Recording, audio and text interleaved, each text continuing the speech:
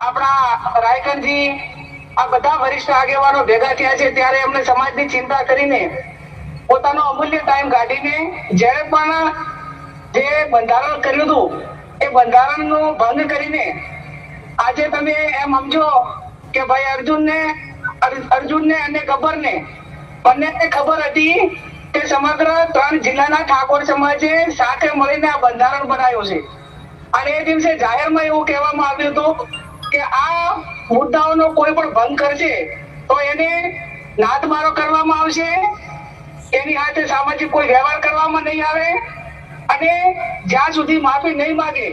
ત્યાં સુધી જે ગામની કમિટી હોય ઝાબડિયાની એ જે કહે એ પ્રમાણે કરવાનું રહેશે. ત્યારે મારે અર્જુનને અને ગબ્બરને અને ઝાબડિયા ગામને કહેવું છે